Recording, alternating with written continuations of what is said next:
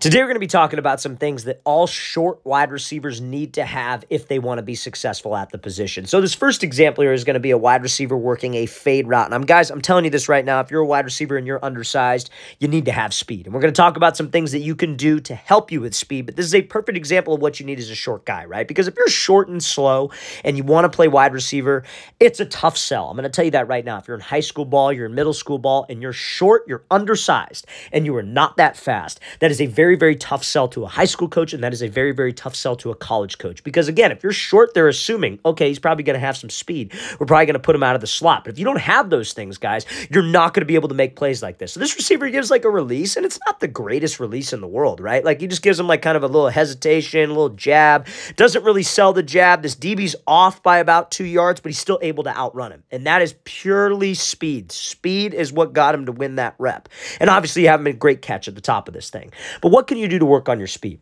Three areas that I think all wide receivers can improve on for their speed. Number one, that's going to be in the gym. So if you get in the gym and you start working explosive movements, right? So everybody wants to lift like a bodybuilder. Everybody wants to get bigger. Everybody needs to get bigger. But for speed, when you're running off the ball, this is something called an all-out effort movement. You are trying to run as hard as you can, and you're activating something in your body called a fast twitch muscle fiber. A fast twitch muscle fiber everybody has. You have slow twitch fibers and fast twitch fibers. Some people have more slow twitch fibers than others, and some people have more fast twitch fibers than others. It's how it works. So to increase the amount of fast twitch fibers in your body, you got to train fast twitch in the gym. So doing exercises like let's say you set up a box and doing a box jump. Let's say you're doing like an Olympic lift, like a power clean or something like that, where you're trying to move weight or jump a certain distance, explode off of 1 foot as quickly as you can. And those types of exercises, not doing a ton of reps, staying in probably like a 4 to 8 rep range where you're trying to move as explosive as you can, will translate to on-field speed. So you have to incorporate that into your routine,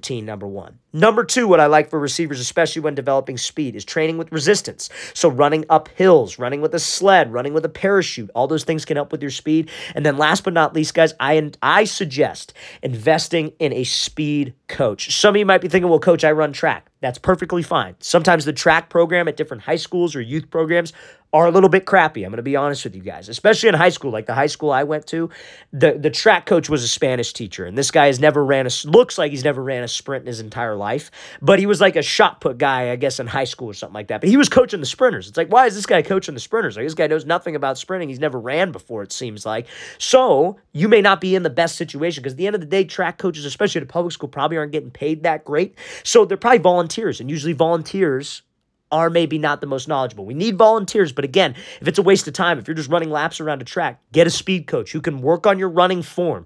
If you combine those three things, resistance, running form, and explosive movements, you will get faster. And as a short guy, you guys, you need to have speed, okay? So now, let's get into the next couple tips here, which are more so skill and route running based that short guys need to focus on. But before we get into that, you guys, if you're a wide receiver and you're looking for a training schedule to follow to cover some of those things that we just mentioned, your speed, your explosiveness, explosive movements, running mechanics, check out that very first link in the description below, you guys, for our elite wide receiver training package. If you're a short guy, you need to be doing the things on the field to help your route running, your hands. You have to do all the little things better than the bigger wide receiver. You need to have some speed. So in this elite wide receiver training package, we have 8 weeks of daily on-field training workouts for receivers. We give you route running drills, catching drills. We break down all the sets and reps you should be following. We put it into a schedule, Monday, Tuesday, Wednesday, Thursday, etc. And we give video examples of each drill. And we include an 8-week gym workout schedule for wide receivers doing different explosive movements, box jumps, etc., sets and reps made into a schedule. And we also include a 4-week speed development workout plan to help you guys get faster, because as a short guy, you need that. So guys, if you want to improve this offseason, check out that very first link in the description below for our elite wide receiver training package. Again, very first link in that description below. Let's get back to this video. So now, next thing the wide receivers have to understand is that shorter wide receivers have to understand is that we got to be creative with my routes, right? Because we're not going to be that guy that's going to be able to bully a bigger DB, use my size, get into him, be physical. You have to have other skills and little details, right? So we're going to give you a detail from Rondale Moore, who is only 5'8", by the way, 5'8", 5'9", plays wide receivers on the Cardinals now. And this is a perfect example of him in college using a move called a PK peek back move on an out route. So again, it's these little details, you guys. The devil's in the details. If you want to be better than the 6'4", 6'5" wide receiver, you have to have some of these attributes or details to your game, right? So he's got an inside shade guy and he's running a 10-yard out. So he does this move called a dive release. So a dive release is where you just like burst to the inside and sell like you're running a drag. Great release for a shorter wide receiver out of the slot, because what do slots like to run a lot of? Drag routes, right? So he dives to the inside for 2 hard steps, gets that DB to commit, takes this outside release. Now, leading into every single break, right, which is whether a 10-yard out, 15-yard corner, a comeback, we have to make this DB think that we're running vertical, right? We got to make them think that we're running deep. So a lot of receivers, what they'll do, and they'll get away with it, it's not bad. They just focus on 3 things, right? They focus on their body language, which is their pad level. I tell my receivers all the time, pretend like you have a sled attached to you and you're pulling the sled. You should have like a slight lean forward, but the pad level at the start of the route needs to be the exact same at the end of the route. There's no change in the frequency, right? And then what they'll do is they'll run hard, which is great. Everybody needs to run hard. And then they'll have long strides. So it's good pad level, good speed, and good strides. But the shorter guys need to add a little something extra, because you have to bring a little something extra to the table as a shorter wide receiver to stand out. And you see how he throws this move right before he breaks. He starts to peek to the inside with his eyes. And what that does, that can get that DB over anxious. He starts to think it's a fade. He starts to affect starts to like feel that he's running deep. Starts to affect how he plays. He maybe opens up the gate. He overcommits deep a little bit, and then we put the brakes on and get out of there. So those little subtle intricacies of route running is something that short wide receivers need to have. So I'm going to play this again full speed one more time.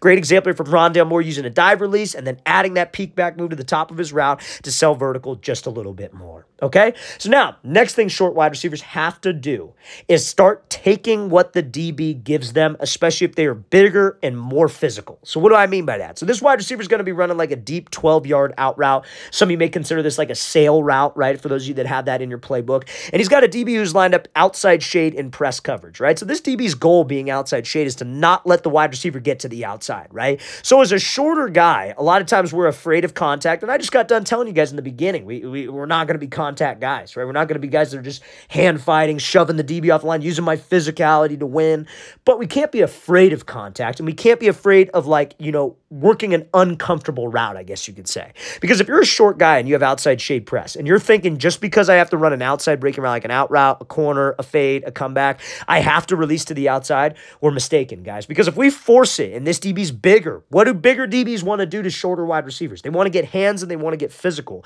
So if you force it and he gets hands on us and he's rerouting us, he's going to push us all the way to the sideline because he's bigger than me, you guys. And he's probably going to be stronger than me. So you have to find a different way to run the route. So this wide receiver attacks this DB's leverage to the outside and takes an inside release.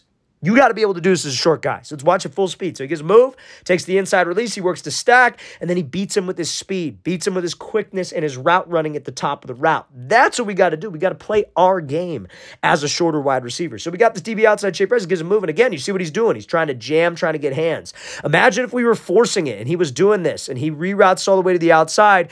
Even if we get outside of him and break, guys, that quarterback ain't giving us that ball. He needs this amount of space to lead me and throw me open. So we take the inside release. Fine, guys. That's what we want to do. Avoid the unnecessary jam and reroute. So he takes this inside release. He's staying tight to this DB. He's getting skinny with this DB. And our goal when we do this is to always restack him. We want to get over the top where this DB is trailing my back hip and he gives a move at the top called the rocker step. Again, you step in the direction you're going first, and then you fake the opposite direction to sell like we're running a post, to dig, whatever, get that DB to bite, and now all of a sudden I got separation, but also I could use my speed and the amount of field that I have for my quarterback. Do you guys get what I'm saying on that? This is what we have to do as a shorter wide receiver. Take what the DB gives us. In another example, let's say inside shade press and you got to run a post. Same idea. Let's attack him inside. Don't force the inside release. Get rerouted way to the inside, into linebackers, into your linemen. Take what the DB gives us, guys. As a short guy, we have to get comfortable doing this because those physical DBs will manhandle us and reroute us and jam if we force what we're doing.